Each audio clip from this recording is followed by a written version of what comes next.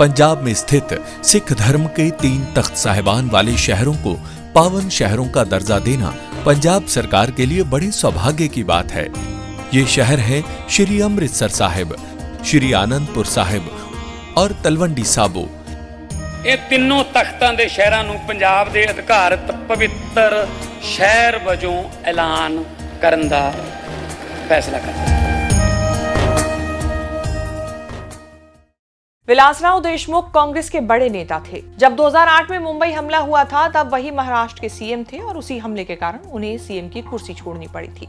इसका विलासराव ने दुख नहीं माना, जीवन भर कांग्रेस की राजनीति की और मरते दम तक कांग्रेसी बने रहे। विलासराव देशमुख का निधन 2012 में हुआ। रह रहकर सोशल मीडिया में कांग्रेस के बारे में कहा हुआ ये भाषण वायरल होता रहता है। लोकांची चळवळ म्हणजे काँग्रेस, इतकं विस्तारित रूप काँग्रेसला प्राप्त झालेलं आहे। अनेकांनी प्रयत्न केले काँग्रेस संपवायचे, ते संपले, काँग्रेस नाही संपली। विलासराव देशमुख नेशनल लेवल के नेता रहे। महाराष्ट्र में खूब राजनीति की और सब शुरू से अंत तक किया महाराष्ट्र के लातूर से। लातूर विलासराव का गढ़ रहा। उनके जाने के बाद उनके 3 में से 2 बेटे अमित देशमुख और धीरज देशमुख ने राजनीतिक विरासत संभाल ली, लेकिन बड़े बेटे रितेश देशमुख ने एक्टिंग की दुनिया में कदम रखा। अमित धीरज तो कांग्रेसी हैं, उनका बीजेपी से बैर बनता है। राजनीति में ना होते हुए भी रितेश देशमुख ने महाराष्ट्र में बीजेपी को घुटनों पर ला दिया। महाराष्ट्र बीजेपी अध्यक्ष रविंद्र चौहान को कहना पड़ा कि माफ करो। हुआ ये कि महाराष्ट्र में निकाय चुनाव के लिए प्रचार जोरों पर है। लातूर में भी निकाय चुनाव होने हैं। निकाय चुनाव के प्रचार की आपाधापी में महाराष्ट्र बीजेपी अध्यक्ष रविंद्र चौहान ने कुछ ऐसा बोल दिया कि जो कोई भी बेटा बर्दाश्त ना करे। रविंद्र चौहान ने लातूर जाकर भाषण दे डाला कि विलासराव देशमुख की यादें उनके गृहनगर लातूर से मिटा दी जाएंगी। विलासराव आज नहीं है, लेकिन उनका असर आज भी महसूस किया जा सकता है। रविंद्र चौहान को जवाब देने कांग्रेस नेता आए। बेटे अमित देशमुख ने पलटवार किया, लेकिन वीडियो बनाकर रितेश देशमुख ने रविंद्र चौहान और बीजेपी को ऐसा सबक सिखाया कि मामला बीजेपी को भारी पड़ने लगा।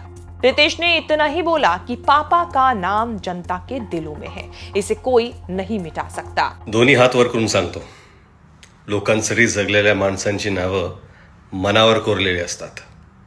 लिहिलेलं पुसता येतं, कोरलेलं नाही। जय महाराष्ट्र। सीएम देवेंद्र फडणवीस के बाद महाराष्ट्र बीजेपी में रविंद्र चौहान सबसे बड़े नेता माने जाते हैं। प्रदेश अध्यक्ष हैं।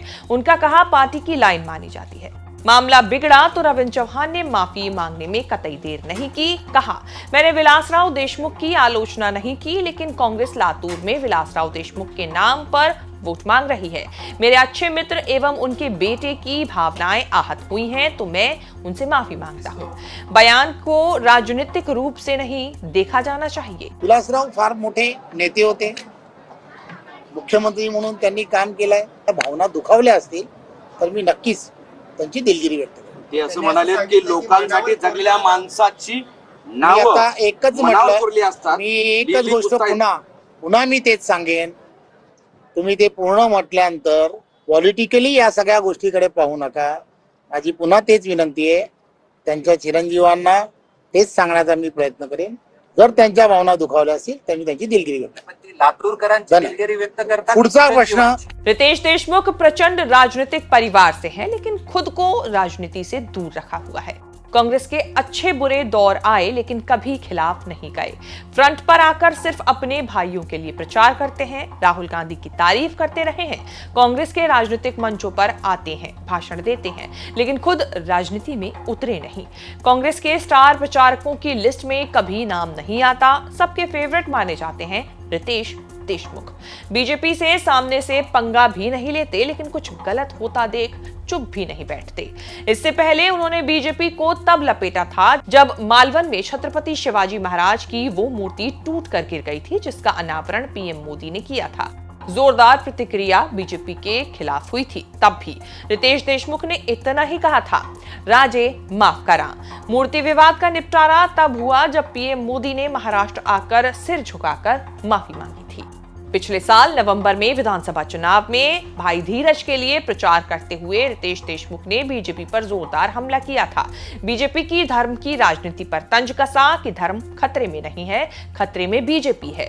लातूर में सरपंच से विलास राव ने राजनीति की शुरुआत की थी। फिर एक दिन महाराष्ट्र के सीएम बने। लातूर सिटी से खुद विलास राव ने 5 बार विधायक का चुनाव जीता। उनके रहते बेटे अमित देशमुख ने लड़ना शुरू किया और वो चौथी बार कांग्रेस के विधायक बने हैं। 2024 के चुनावों में बस अफसोस ये रहा कि लातूर ग्रामीण से धीरज देशमुख चुनाव नहीं जीत सके।